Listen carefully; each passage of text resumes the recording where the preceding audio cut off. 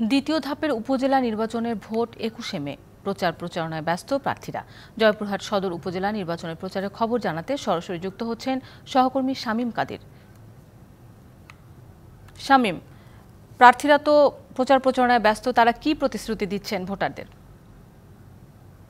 আগামী ২১শে মে জয়পুরহাট সদর উপজেলা পরিষদের নির্বাচন অনুষ্ঠিত হতে যাচ্ছে।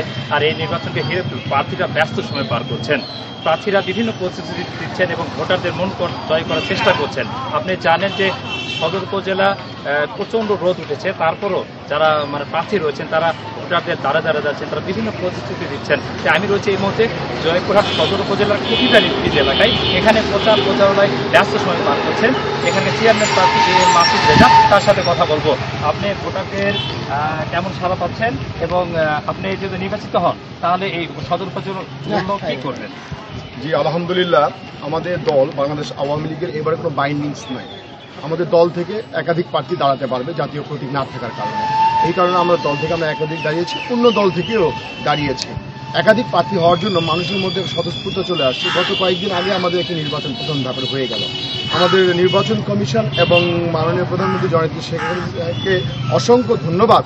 40% বেশি গ্লো, বিশ্বের 1 নম্বর গ্লো ক্রিম, নতুন গ্লো এন্ড লাভলি। যে এই নির্বাচনটি অবাধ, সুষ্ঠু, নিরপেক্ষ হয়েছে। এই দিক থেকে জনগণের মধ্যে আস্থা চলে এসেছে যে যাদের ভোট প্রয়োগ করতে পারবে এবং যাকে খুশি তাকে দিতে পারবে।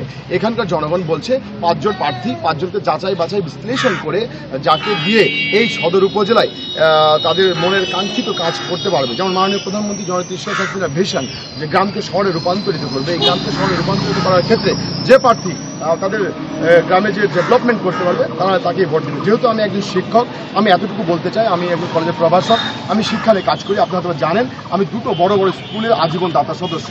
আমি স্কুলগুলোকে আস্তে আস্তে চেঞ্জ করেছি। আমি যদি নির্বাচিত হই, প্রত্যেকটি ইউনিয়নে যে স্কুলগুলো রয়েছে সেগুলো ম্যানেজিং কমিটি এবং টিচারদের সমন্বয় করে স্কুলগুলোর শিক্ষার মান ডেভেলপ করবো, যেন গ্রাম থেকে মানুষকে যেন জয়পুরহাট শহরে পৌরসভায় এসে বাসা ভাড়া করে নিয়ে বাচ্চা কাচ্চাকে পড়াতে না হয়। ওই স্কুলে এমন একটি মানের স্কুল করব যে স্কুলটি বাজলা গার্লস খঞ্জনপুর সদর থানা উচ্চ বিদ্যালয় মানের হবে। তাহলে বাবা মার যে কাঙ্ক্ষিত ফল, এবং আমি একজন এক্স প্লেয়ার, আমি সাবেক একজন খেলোয়াড়, ক্রিকেট প্লেয়ার ছিলাম। আমি দীর্ঘদিন ক্রিকেট খেলেছি এই জেলাতে এবং জেলা ক্রীড়া সংস্থা দীর্ঘদিন ধরে কাজ করে আসছি। এই কারণে প্রত্যেকটি ইউনিয়নে মাঠগুলো যেগুলো রয়েছে এই মাঠগুলোকে কে নির্বাচিত হবেন এটি অপেক্ষা করতে হবে আগামী ২১শে মে পর্যন্ত। এই ছিল জয়পুরহাটের নির্বাচনের প্রচারণার খবর। শামীম, আপনাকে ধন্যবাদ।